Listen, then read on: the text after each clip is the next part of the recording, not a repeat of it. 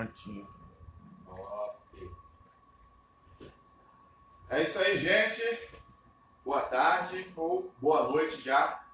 Quero primeiramente agradecer a participação de vocês e agradecer aqui a participação também de um grande amigo, o Dr. Rodrigo Matias. Ele é mestre, é pastor e é profeta também, lá no Projeto Vida, em Volta Redonda. E nós temos o privilégio de estar com ele aqui esse fim de semana todo.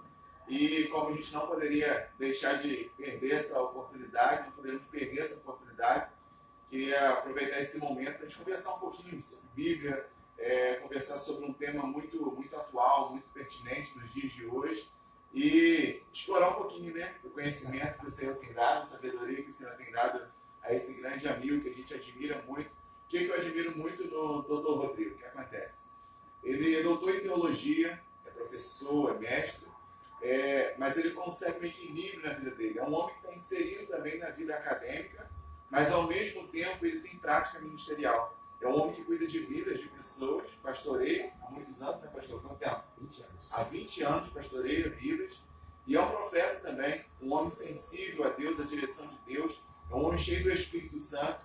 E eu gosto de pessoas assim, que é possível a gente provar que dá para conciliar. Porque hoje a gente tem, doutor, um problema grave que as pessoas imaginam assim: ou a pessoa tem conhecimento das escrituras, da palavra, ou tem conhecimento de teologia, é um teólogo e não tem nenhuma experiência com Deus, é frio, né? Sem temor, sem conhecimento prático de Deus, ou então o cara do reteté, mas não conhece nada da palavra, né? E eu louvo a Deus pela vida do pastor, do mestre Rodrigo, porque tem exatamente esse equilíbrio na sua vida e exatamente em cima disso que eu construo o meu ministério. Eu tento buscar o máximo de conhecimento da palavra, mas associando com o conhecimento a Deus, com a intimidade com o Senhor, para que a gente não seja mais um no índice aí da estatística daquilo que já foi prometido que aconteceria no fim dos tempos, acerca da apostasia, do esfriamento da fé. Então, boa noite, Deus abençoe, muito obrigado por esse privilégio, por essa oportunidade. E vamos conversar um pouquinho. Queria pedir ao senhor falar um pouquinho sobre o seu ministério, sobre a sua vida, a sua experiência, por favor. Bom, já boa noite, né, pessoal? Já passamos já das 6 da tarde. Para mim é um privilégio estar aqui com os amados mais uma vez. Estar aqui em Macaé, sempre um privilégio estar aqui. E como ele falou, né, já apresentou, eu sou doutor em teologia, também em filosofia.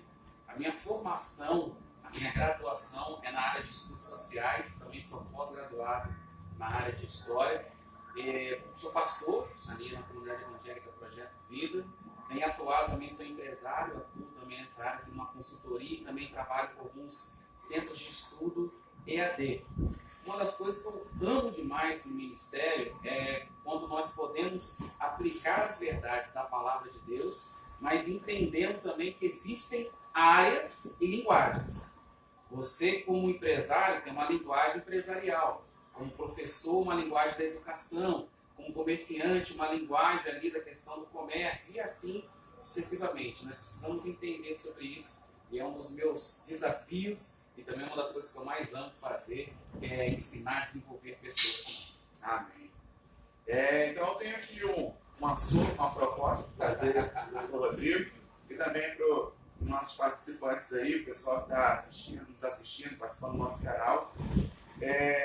A gente tem vivido um tempo onde a identidade foi perdida, onde a igreja se perdeu do seu propósito, na sua essência, né? E não só no Brasil, como nessa geração como um todo. Mas nós vemos isso acentuado em alguns lugares, em algumas nações a gente vê isso mais acentuado, em alguns estados, em algumas cidades também, né? Isso vai potencializando a igreja perdendo o propósito. E estudando, a gente vê que não é a primeira vez que isso acontece, a gente tem exemplos de outras vezes que isso acontecer. E um dos exemplos que eu destaquei aqui para a gente conversar um pouquinho agora nessa tarde é uma referência, temos em Lucas, estamos nos 3 evangelhos, Mateus, Marcos e Lucas, mas eu estou buscando aqui a referência de Lucas, Lucas capítulo 19, quando Jesus, logo após Jesus fazer a entrada triunfal em Jerusalém, e provavelmente estava ali em Jerusalém, na altura do Monte Copos. O Dr. Rodrigo também já teve várias vezes em Jerusalém. Ele tive a oportunidade de fazer a minha primeira viagem agora, estou programando as próximas. E então eu estive lá nesse lugar chamado Montes Copos, é um lugar com uma vista maravilhosa na entrada de Jerusalém, na entrada antiga de Jerusalém, onde as pessoas, quando estavam viajando para Jerusalém, passavam por aquele lugar. E então Jesus ali naquele lugar que hoje chamamos de Montes Copos, ele tem uma vista panorâmica de cima da cidade de Jerusalém. E por volta do versículo 41 aqui, no capítulo 19 do Evangelho de Jesus segundo Lucas, Jesus começa a falar para Jerusalém, lamentando porque eles não haviam reconhecido que Jesus estava ali, que o Messias estava ali, que o enviado de Deus havia peregrinado no meio deles. E Jesus começa a lamentar, a falar sobre isso e predizer algumas dores que estariam por vir, a destruição de algumas coisas, alguns acontecimentos. Logo após isso, tem um período, um trecho que nós conhecemos como a purificação do templo. Versículo 45 diz assim: depois, entrando no templo, expulsou os que ali vendiam, os que compravam também, os cambistas, dizendo-lhes: está escrito, a minha casa será chamada casa de oração, mas vós a transformaste em covil de salteadores. E então a primeira questão é que Jesus entra ali no templo, se rebela ali contra aquele sistema que estava acontecendo, as pessoas fazendo o templo de comércio, estavam sendo vendidas ali as pombas para que as pessoas trouxessem para o momento do sacrifício, mas não comprassem ou não trouxessem direto da sua fazenda, ou não comprassem do lugar e atravessassem toda a cidade com aquele animal, mostrando que precisavam oferecer uma oferta de sacrifício pelo seu pecado. Então não queriam ser denunciados como pecadores e aproveitavam para comprar as ofertas já dentro do templo. Sem contar os cambistas, que muitas pessoas de outros países vinham até Jerusalém e eles já fizeram uma casa de câmbio ali dentro do templo também, e muitas outras coisas paralelas que aconteciam a isso. Muitos estudos nessa área que mostram muitas coisas aconteciam. Mas Jesus entra ali e se rebela contra aquela situação, rejeita aquele comportamento dentro do templo. E a primeira colocação que Jesus faz é essa: a minha casa será chamada casa de oração, a casa do meu pai será chamada casa de oração. E nos outros evangelhos até fala casa de oração de todas as nações. E depois disso, a gente lê aqui em seguida, a partir do versículo 47, diz que após fazer isso, tirar dali os cambistas, tirar dali o comércio e tentar trazer o perfil, a ideia concreta, original do templo, Jesus passa a ensinar diariamente no templo. A pergunta, doutor Rodrigo, que eu quero fazer ao senhor: o senhor acha que nós estamos vivendo, nós estamos prestes a viver um tempo como esse? Porque por muito tempo aqui no Brasil, a cultura gospel nos trouxe aí uma vertente que os templos passaram a ser usados para venda, para comércio. Venda dos CDs, venda de DVDs, venda de livros, faturamento, comércio de uma forma geral, até acerca de dízimos e ofertas também. Os templos passaram a ser usados como objetivo principal para isso, para arrecadação, para venda. Mas então, será que nós estamos vivendo hoje um tempo de restauração, onde a igreja está entendendo o seu verdadeiro propósito, em ter o templo e ter a casa do Senhor como casa de oração e lugar de ensino? Bom, a gente tem que entender primeiro alguns princípios que o texto fala, né? E contextualizar historicamente aquele período. O pastor Rafa falou muito bem sobre a questão de como que Jerusalém era. É preciso te entender que Jerusalém não era uma cidade comum. Jerusalém não é só um centro urbano, é um centro religioso, um centro cívico.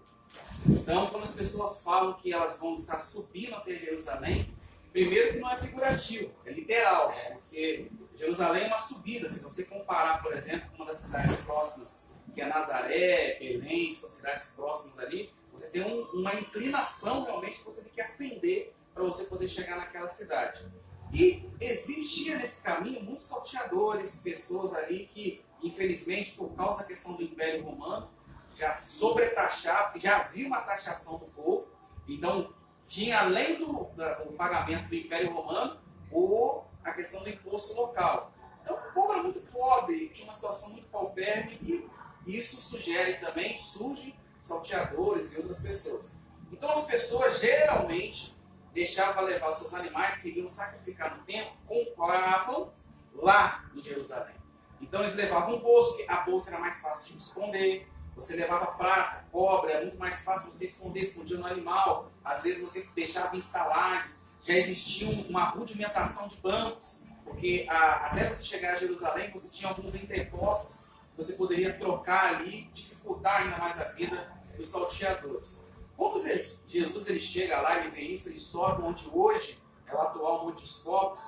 Primeiro a gente tem que entender que ele enxerga pessoas que estão se comprometendo com aquilo que é uma prática religiosa.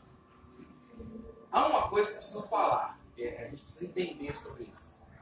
A religiosidade, perdão, não a religiosidade, mas o termo religião, a etimologia da palavra religião, ela surge com Constantino, no século IV depois de Cristo, aonde Constantino, que muitos historiadores falam que não se converteu, apesar dele gostar e gostar da prática do cristianismo, ter promovido o Concílio de Nicéia e outras coisas. Mas era só uma espécie de amigo do... Um amigo do Evangelho, como a gente costuma dizer, né?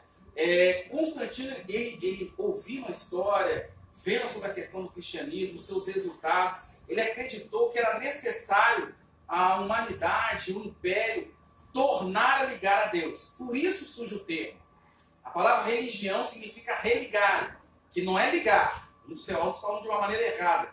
Ligar a Deus. Não, religar é tornar a ligar, porque houve uma ligação, um rompimento dessa ligação, então é necessário unir novamente. Então, quando a gente imagina isso, é lógico que Jesus, o período dele são 3 séculos antes, mas quando a gente depara com essa questão da religião, você tem que entender que todo religioso é um temente. Ele teme a religião, a prática, aquela divindade. Então vinham muitas pessoas entregar ali ofertas. E uma coisa que é uma curiosidade muito interessante. Não eram só os judeus que ofereciam ofertas ali. Só os judeus podiam entrar no templo. É uma coisa que a gente precisa entender. Mas haviam outros povos que gostavam de estar ali, vendo, comparando as questões. Então, muitas vezes, eles compravam sacrifícios, entregavam para um judeu, para que ele pudesse entregar esse sacrifício diante do sacerdote.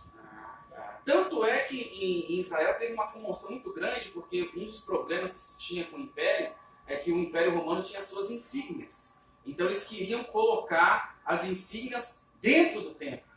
E assim, muitas pessoas falam mal de Caifás, né? Falam mal do sumo sacerdote, mas a história prova, a Bíblia não fala, mas a história prova que quando Pôncio Pilatos foi chegar, ele foi chegar com toda a pompa, com as insígnias ali, e queria entrar no templo com as insígnias romanas, que eram um símbolo dessa divindade romana, até porque quem era o imperador na época era César Otávio Augustus. As pessoas costumam falar sobre a questão de César e Augusto como nomes. César e Augustus eram títulos. César era um título militar. Augusto era um título dado pelo Senado quando esse grande comandante ele era considerado deificado. Augustus significa deificado. E Otávio era o nome dele, praticamente. Sobrinho, inclusive, de Júlio César. E aí, quando ele tenta chegar, quando Pôncio Pilatos tenta chegar lá, Caifás ele interpela Pôncio Pilatos, o recebe com toda a pompa, mas ele quer entrar no templo com as insígnias romanas. Caifás não aceita. E ele fala assim, olha, se você não aceitar entrar com os símbolos de Roma, a sua cabeça vai ter que ser cortada. Porque era um gentil, Exatamente. E aí Caifás vai, ele tira o talit, ele tira o quipá e fala assim, se é assim, eis aqui a minha cabeça. Roma pode cortá-la. E junto com Caifás, todos os outros 70 membros do Sinédrio fazem exatamente o mesmo ato. E aí é lógico que para o primeiro dia muito sangue para ser derramado, o homem não quis fazer isso, ele recua. Então, a gente tem que entender que um religioso não é mau. Ele acredita naquilo que ele faz, ele acredita naquilo que ele pratica. Qual é o problema? As outras pessoas que surgiram naquele momento, eles se aproveitaram dessa prática. Eles se aproveitaram dessa prática. Pasmem vocês, não haviam só judeus vendendo ali. A gente precisa falar sobre isso. Também haviam judeus, mas haviam outros povos que estavam ali e também se beneficiavam do comércio. Parecido com o mercado árabe, quando a gente vai a Jerusalém. Quando você for no Cordão de Jaffa, por exemplo, você vai comparar isso. lá ainda existe no portão de Jaffa pessoas que vendem talit, Isso aí. vende chofar. Mas são árabes. Exatamente. Inclusive já fica a dica, não compre Isso ali aí. no portão de Jaffa. Vá na bem Arruda, que é uma rua é ali melhor. que fica mais próximo de Jerusalém, que fica muito mais prático para Qualidade do você. metrô. É bem mais prático ali também com umas coisas. Então, quando Jesus ele vê isso, ele contempla-se com religiosos. Então você vai ver, e a gente tem que entender esse nível. Com quem que Jesus fala? As pessoas, tem muitos pregadores que falam assim, Jesus expulsou os fariseus. Isso não fala isso não. Jesus expulsou todos aqueles que eram líderes. O texto não fala isso não. O que o texto fala é que aqueles que vendiam, aqueles que eram campistas, que inclusive trocavam moedas por tempo, esses que eram exploradores da fé, que eram exploradores da religião, Jesus os expulsou. Os religiosos, então, continuaram. Sim, porque a gente tem que entender que ali no templo haviam pessoas que eram religiosas, a verdade estava se manifestando. Jesus estava iniciando o seu ministério público. Então, Jesus sabe separar muito bem um religioso que vive a prática da religião e um ganancioso. Existe diferença? Claro! Lógico, existem religiosos que têm uma vida de prática religiosa e ele acredita que aquilo é certo. É verdade. Jesus não lidou com eles nesse momento. Depois ele vai lidar. Mas ele lida com aqueles que estavam usurpando da religião. Estavam usurpando daqueles que tinham temor, daqueles que tinham uma prática religiosa, que seguiam uma liturgia e queriam realmente comercializar. Por quê? E isso acontece também no dia de hoje. Exato. Qual que é o grande problema?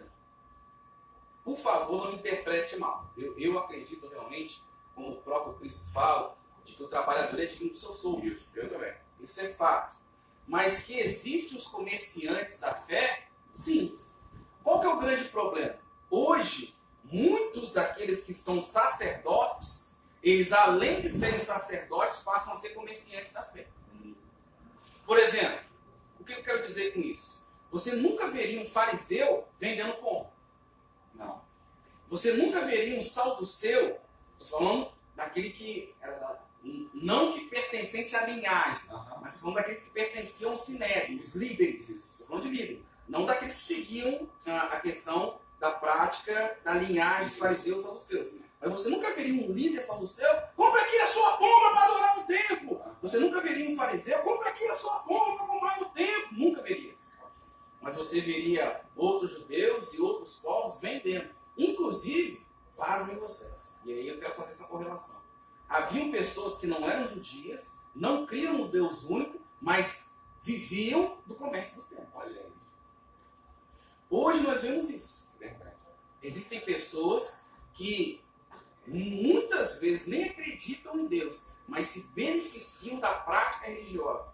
Exploram a religiosidade das pessoas e conseguem extrair riquezas a partir disso. Foi contra isso que Jesus combateu. Nesse momento. A gente precisa entender que Jesus ele vai combater a religiosidade farisaica depois. Os escribas e todos os outros, ele vai combater em um segundo momento. Mas ele está se apresentando no seu ministério aqui, fazendo algumas coisas e trabalhando com essas questões. Tem uma coisa muito interessante, porque eu amo Jesus, porque Jesus segue princípios. Tudo que Jesus falou está escrito. Cada passagem, cada palavra, só tem uma coisa. Aliás, só tem um tema, perdão, não uma coisa. Mas só tem uma temática que Jesus fala que normalmente não está nas Escrituras, que é o reino de Deus. Por quê? O reino de Deus fala de uma nova aliança. Isso aí. Estabelece um novo princípio. Então você não vai ver escrito o reino de Deus no Antigo Testamento. Não. Mas as bases, os princípios estão lá. Inclusive, quando ele fala aqui, eu queria ler essa passagem novamente. Não a passagem, mas aonde Jesus inspira. Que é em Isaías.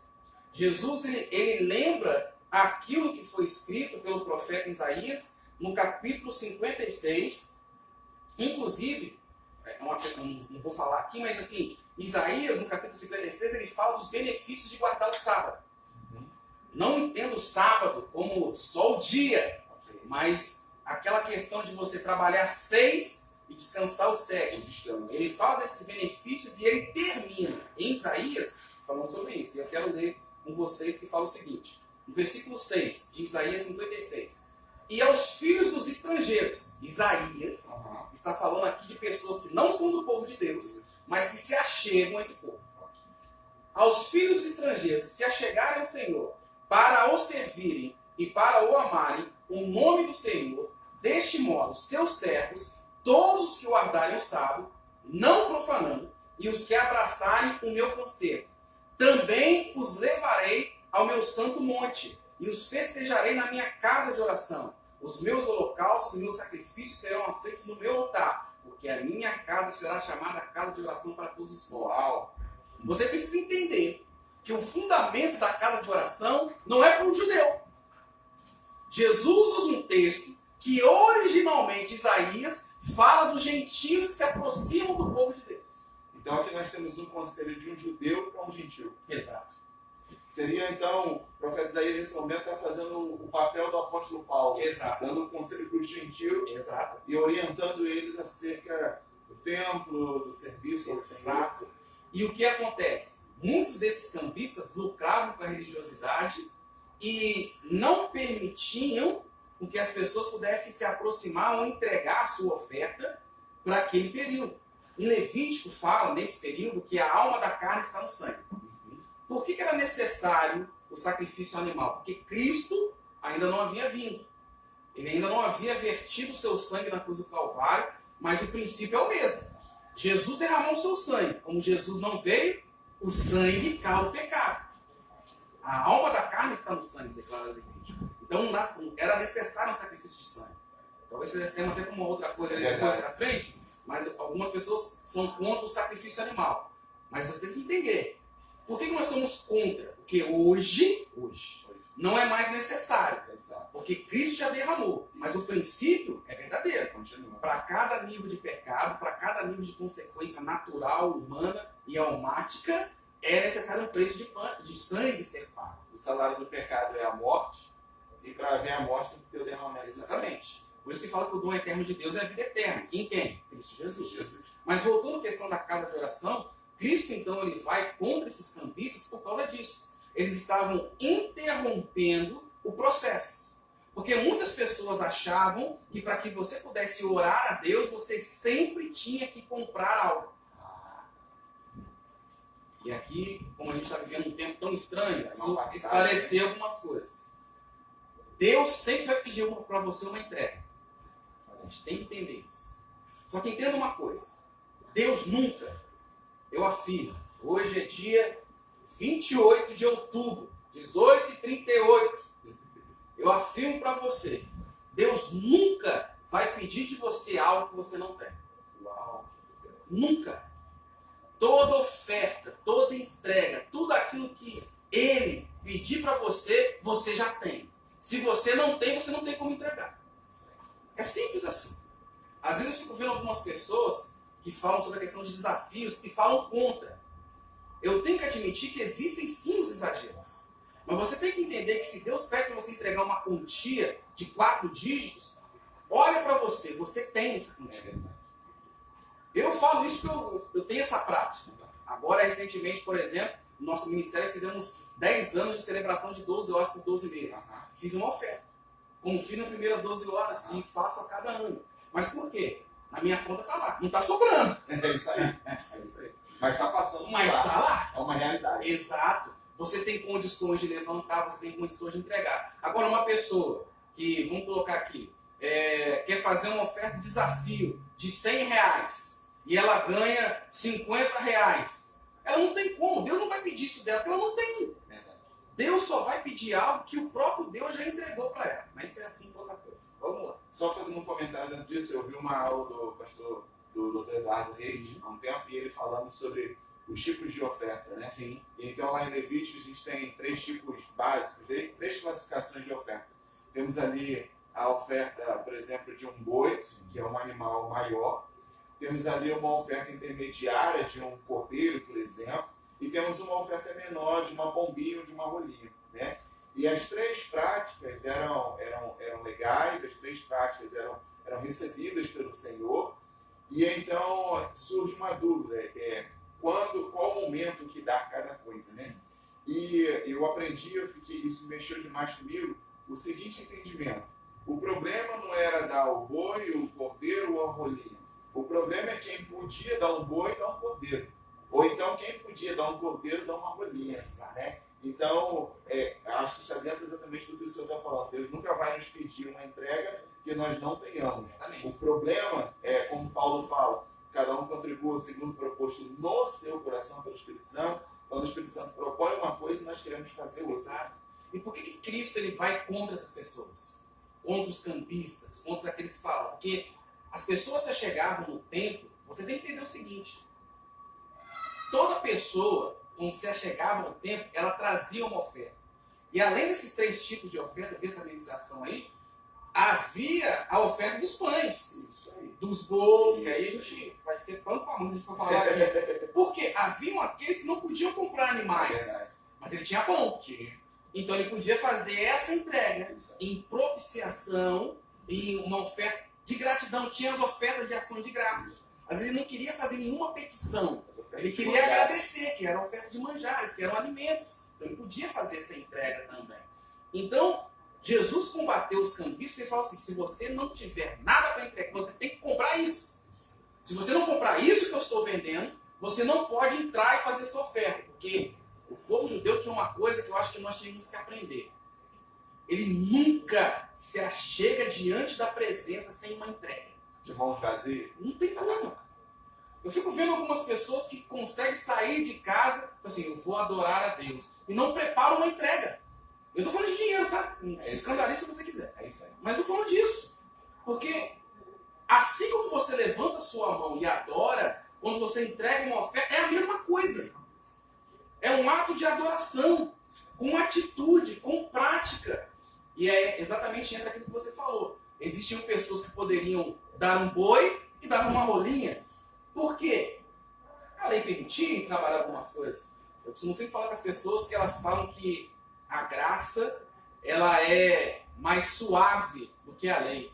Perdão, é isso mesmo, que a lei. Eu falo assim, acho que a sua Bíblia que você está lendo é diferente da minha. Porque assim, no Antigo Testamento, eu gosto de chamá-la de primeira aliança, na primeira aliança, você ganhava 100% e Deus pedia de você, era Ele pedindo de você 10%. E as entregas voluntárias que você poderia fazer ou não, como primícias e outras ofertas aí. Mas você tinha que entregar 10%. Você entregando os 10%, você estava ótimo. Agora, quando Cristo ele vem e traz o que eu chamo da nova aliança, não a segunda, porque não vai ter terceira, mas a nova aliança, ele fala o seguinte: que você não vai entregar só 10%, você tem que entregar tudo. Lembre-se daquela passagem que iam pessoas entregando dinheiro e Jesus olhando, Jesus ficando desafiado. Tem gente que fala assim: pastor, você fica olhando as pessoas ofertar, mas Jesus fez que eu não posso. Aí eu fico olhando. Aí tinha pessoas, vamos comparar com o Brasil de dias de hoje, né? Chegavam pessoas lá e de repente chega um camarada, um grande empresário, entregava R$300.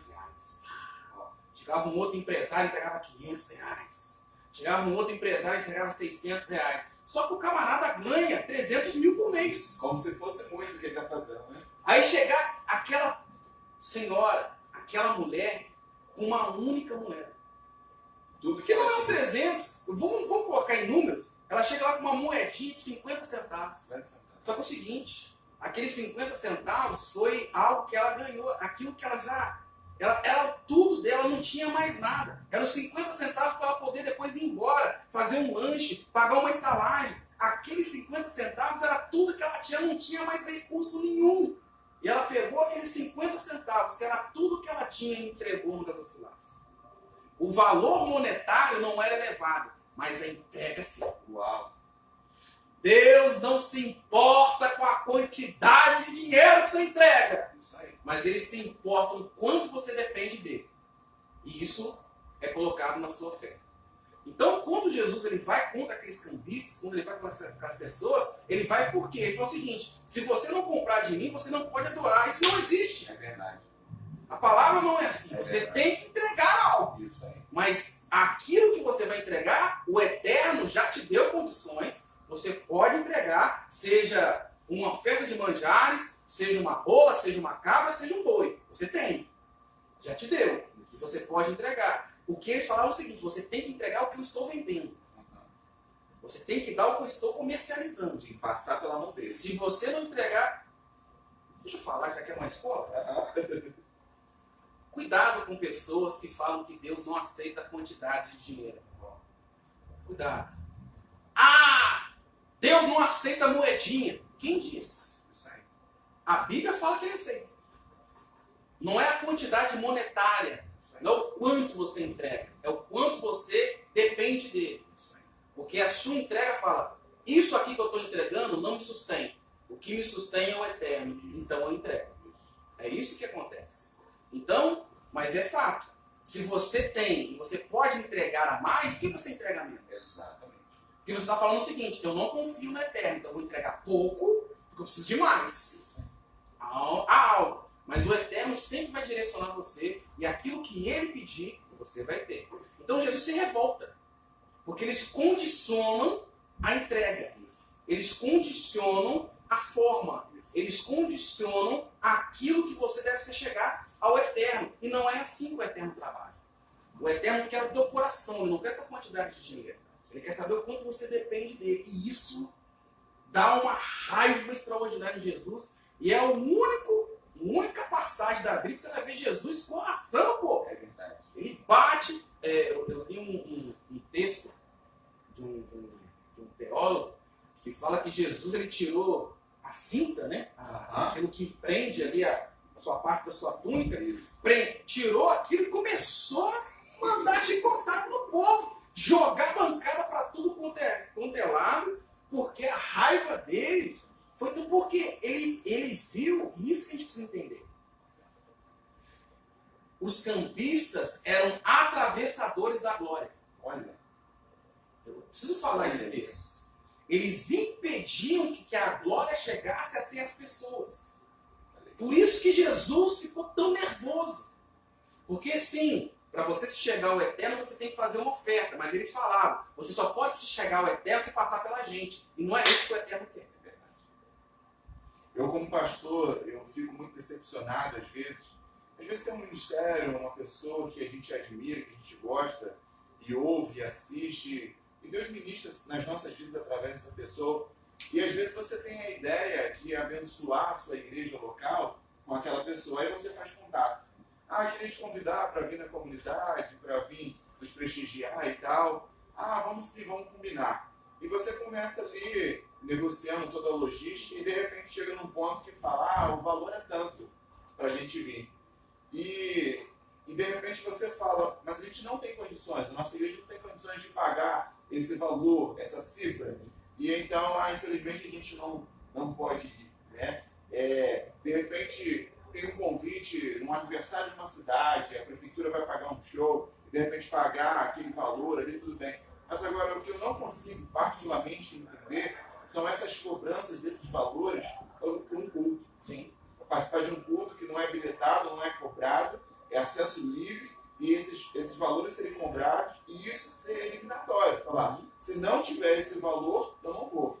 E eu não estou falando de só cobrir as despesas, por quê? Fora esse cachê, porque tem alguns que dão nome de oferta. Mas Cachê, é cachê. Isso é cachê. Exatamente. Fora o valor do cachê, você tem que pagar as despesas da viagem, isso é normal, isso é honrar. Você tem que pagar a viagem, alimentação, hospedagem, toda a logística, mas além disso tem esses valores exorbitantes de cachê. E se não tiver o cachê, eles não vão. Verdade. Qual que é o grande problema que eu vejo nesse sentido? Primeiro, alguns são comerciantes da fé. Eu conheço pessoas, líderes, não vou citar aqui nomes por ética, mas eu conheço líderes, pastores, homens de Deus que falam o seguinte: eu não saio de casa por menos de R$1.000. Olha só. Isso é complicado. Do outro lado existe um extremo. Pessoas que confiam. Eu conheço líderes, pastores, também homens de Deus, que às vezes o camarada sai de um estado para outro. Ele paga a passagem, ele paga a hospedagem, ele paga tal. Chega lá, o pastor tem a cara de pau, que convidou o pastor, tem a cara de pau de entregar para o camarada R$50. Também. Ou quando dá um tapinha nas costas, Deus te abençoe. Eu não vou falar nomes aqui, mas tem um grande ministro que eu tive o prazer de conversar recentemente nas aulas que a gente está tendo, de uma universidade para a Universidade de Pena Limites, e ele falou exatamente isso pra gente, que tem alguns líderes hoje que fazem eventos grandiosos para 1.000, 5.000 pessoas, e chega pro camarada, muito obrigado, Deus te abençoe. Olha aí. Então, existe essa desmedida. Como a gente começou fazendo essa live, a gente tem que entender, o trabalhador ele é digno de seu sonho. Tem um líder, que eu, só para poder, não havia problema de falar, mas só para resguardá-lo, eu não vou citar o nome dele, mas que vai muito em uma das nossas igrejas, próximas lá da nossa região, ali do Sul Fluminense, do Rio de Janeiro. E esse líder, ele cobra R$3.000. Mas olha por que ele cobra R$3.000. Ele leva, ele, que é o vocalista, leva um baixista, leva um tecladista, leva um baterista e leva um back. Ele paga a van. Olha só, é diferente. Então, se você pegar os 3.000 e dividir por 100, vai ver que você não vai dar um valor nem expressivo. Fora uma van que, sei lá, às vezes, dependendo do local que for, no mínimo vai ficar aí uns 600, 900, R$1.000. Então, você vê que grande parte do que ele já pede já está inclusa a questão de transporte, não pede alimentação, nem nada. Eu gosto de líderes assim, sabe? Que eu aprendi uma coisa com o apóstolo Joel, meu pastor presidente lá da minha comunidade, que é o seguinte: Rodrigo, você tem que entender o seguinte, de que quando uma pessoa te chama, você tem que se preocupar com 3 coisas. Você vai ficar mais de um dia, a pessoa tem que pagar a sua hospedagem. Você vai ter que se deslocar, a pessoa tem que bancar o seu transporte. E com relação à oferta, você não cobra nada, você tem que pedir apenas o seguinte: na medida que você recebeu e quanto você é grato naquilo que você recebeu, você oferte. Ele chama isso de oferta de amor. E eu que eu tenho vivido nessa minha vida, já há mais de 20 anos, tenho caminhado e tenho trabalhado nesse sentido. As pessoas até se assustam. Às vezes vêm falar comigo: quanto você cobra, pastor? Eu falo assim: não cobro nada. Nada. E você parece estranho nesse mundo, né? E é exatamente isso. Olha que absurdo. As pessoas, eu lembro que fui pregar agora recentemente na igreja de um amigo meu que fica na Baixada Fluminense, e aí ele nunca tinha me chamado, mas outras pessoas tinham me chamado, e ele me ligou, falei: pastor, eu conversei com o fulano, você veio aqui fazer um seminário de intercessão, queria muito trazer o senhor aqui, mas ele falou uma coisa que eu não acreditei, ele falou que você não cobra nada, é isso mesmo? Eu falei assim: não cobro nada. Eu falei: mas nada? Ele perguntou 2 vezes. Eu falei assim: não, pastor. Onde é que é a igreja? Tal local. Eu falei: pastor, a gente gasta tanto de pedágio, a gente geralmente vai no carro a gás ou gasta gasolina para gastar tanto de gasolina. A gente vai depois dar as notas, porque eu tenho esse costume, gasto, entrego as notas para o pastor e pronto, depois eu sou uma oferta de amor. O pastor regalou um olho depois quando a gente acabou de pregar. Eu não acreditei quando vocês falaram isso. E pasmem, aí eu vou dar uma diquinha. Já que é uma escola, eu vou dar uma diquinha para vocês. Existem pessoas que não saem de casa por R$1.000, como eu falei aqui. Verdade. Mas eu fazendo essa prática de oferta de amor, eu já recebi ofertas muito maiores deles. E de lugares muito mais simples. Mas também já teve os contrapontos. Claro. Mas aí o Eterno nos recompensa de outras maneiras. Isso aí é fato. A grande questão é essa. Então, quando Jesus ele fica nervoso com aqueles cambistas, é porque ele estabeleceu: se você tiver que chegar ao Eterno, tem que passar pela gente. E Jesus não quer isso. A gente tem que entender uma coisa, um princípio muito interessante. Quando a gente olha, por exemplo, para a palavra de Deus, você vê que Deus, não era a ideia de Deus ter intermediários. Não é esse princípio. Se você for ver, por exemplo, quando o povo sai do Egito, Moisés é usado pelo Eterno para tirar o povo do Egito, qual que era a palavra que o Eterno deu para Moisés? Moisés, tira o meu povo para que me celebre uma festa no deserto. Então, o Eterno queria falar direto com o povo no deserto em uma festa. Porém, o que declara lá em Êxodo, que quando eles saíram, chegaram no pé do Monte Sinai, o monte começou a fumegar. Raio, trovão, a voz do Eterno ecoando como o som de muitas trombetas. O povo: Moisés! Faz o seguinte, deixa o Eterno falar com você. E você fala com a gente. Dá um recado. Moisés ficou triste. Você pode ler o texto lá em Êxodo. Moisés ficou triste, porque Moisés sabia. Por que ele fez tudo o que ele fez? Porque a experiência pessoal que ele teve com o Eterno, ele queria que todo o povo tivesse. Mas o povo rejeitou. Quem elegeu Moisés como legislador não foi Deus, foi o povo. O plano original é que todos participassem. Que o Eterno falasse diretamente com eles, que eles fossem uma nação de sacerdote. Pedro depois vai falar sobre isso, o apóstolo Pedro. Ele vai falar sobre isso. Que hoje nós somos assim. Nós precisamos entender que Deus ele ama a hierarquia. Existe hierarquia no reino. Mas a grande questão é que Deus quer falar diretamente com o seu povo. Mas o povo não quis, elegeu Moisés, estabeleceu-se ali as hierarquias, depois a questão de Arão, e a história se segue ali depois. Então, quando a gente vê esse princípio aqui, por que Jesus fica nervoso? Novamente eu falo, porque eles eram aqueles que estavam impedindo a manifestação da glória. Eles eram atravessadores da glória. As pessoas queriam chegar até o Eterno, mas eles queriam ser aqueles que falavam, não, para chegar até o Eterno, tem que passar por mim. Isso Deus abomina. Deus odeia. Ele detesta esse tipo de coisa. Porque Ele ama os seus filhos, quer falar com eles. E todo aquele que interrompe esse processo vai pagar o preço. Quando as crianças também tentaram chegar diante de Jesus, que os discípulos tentaram impedir, aconteceu mais ou menos isso. Né? Jesus falou, peraí, deixa as crianças virem. Tem uma passagem em Mateus, por exemplo, capítulo 21, que fala exatamente sobre isso. De que algumas crianças foram se achegando a Cristo, e ele fala lá no capítulo 21, do versículo 16, que depois de ele fazer exatamente isso que nós vimos, escambar, tirar um monte de gente, os sacerdotes e escribas, eles se maravilhavam porque as crianças começavam a clamar no templo, Hosana ao filho de Davi, crianças. E quando fala de criança, aqui não fala de adolescente, fala de menino de 10, 9, 11 anos. E aí no versículo 15 de Mateus 21 fala sobre isso. Vendo, porém, os principais sacerdotes e os escribas, as maravilhas que ele, Jesus, fizeram, e os meninos que clamavam no templo, Hosana, filho de Davi, indignados. E perguntaram, ouve o que eles estão dizendo? E respondeu Jesus, sim, nunca lestes que da boca dos pequeninos, das crianças de peito, tiraste o perfeito louvor? E é tão legal, Jesus, quando ele prega, quando a gente vê o tabernáculo, o templo ele tem 3 ambientes. Ele tem o átrio, o santo lugar e o santíssimo. O que as pessoas não sabem é que acham que o templo, as pessoas não tinham acesso. As pessoas tinham acesso.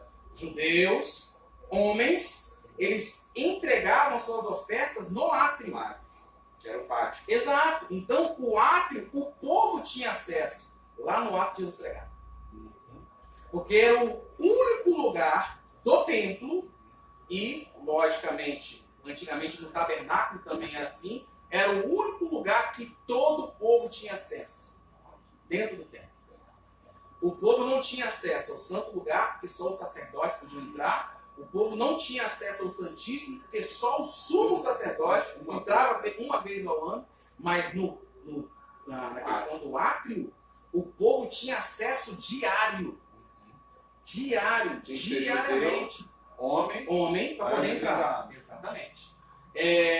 Eu conversei uma vez com um amigo meu judeu, ele falou uma coisa que eu achei interessante.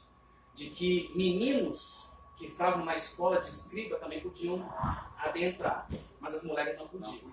As mulheres não tinham acesso a essa área do átrio. Elas tinham que ficar do lado de fora, os homens entraram com os filhos homem em idade escolar para poderem se apresentar ali também. Mas fora isso, as mulheres não podiam estar entrando. Doutor Rodrigo, tá maravilhoso o nosso bate-papo, acredito que o pessoal também está gostando, mas a gente tem compromisso. Sim, vamos eu queria finalizar com um entendimento.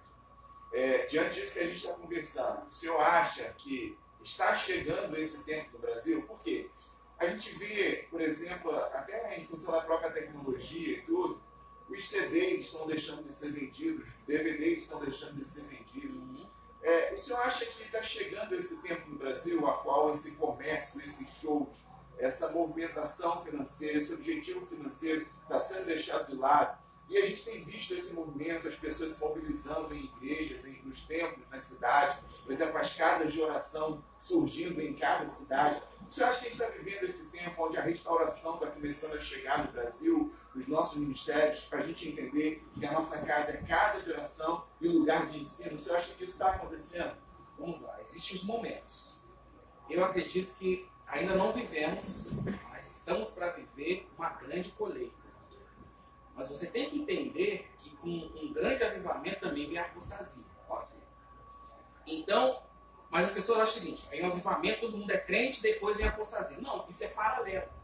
Esses movimentos acontecem simultaneamente. De um lado tem gente sendo ressuscitada, sendo curada, pessoas se derramando na presença, 24 horas de oração, o povo em jejum, o povo se consagrando, desse outro lado tem os comerciantes da fé. Eles caminham juntos. Sempre vai ter. Sempre vai ter. Você tem que entender que isso vai acontecer. Mas a parousia está próxima.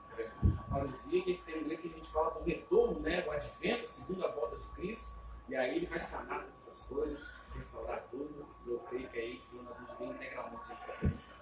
Mas nós temos visto alguns líderes, muitos ministérios vivendo essa realidade, né? Transformando a sua própria liturgia, as suas doutrinas, para entenderem exatamente isso daqui, se reunindo para orar e se reunindo para ensinar. Porque eles entendem que exatamente a casa de oração foi preparada não para os judeus, mas para os gentios.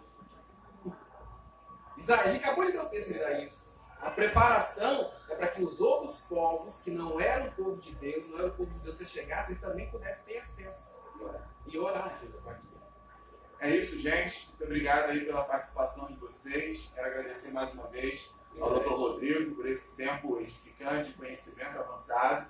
E vou ser sincero, já ficou um gostinho de querer mais. Vou dar um jeito de trazer ele aqui em Macaé, de ir lá em Volta Redonda, para a gente ter mais bate-papo como esse, mais conversa como essa. E já vou tentar combinar com ele alguma coisa também, para ele vir aqui na Escola Princípio do Reino e poder nos abençoar aí ao longo de um momento, nos ensinar, dar aulas aí sobre temas, para continuarmos sendo edificados por Deus através da vida desse ano. Muito obrigado, Deus abençoe. Um abraço a vocês, tá? Que vocês continuem insistindo no estudo, no conhecimento, ele abre portas. Então você tem que entender sobre isso. Continue, persevere, e tenha um prazer. Estamos aí à disposição de servir. Obrigado. Deus abençoe. Um abraço, gente. Fiquem com Deus. Vai.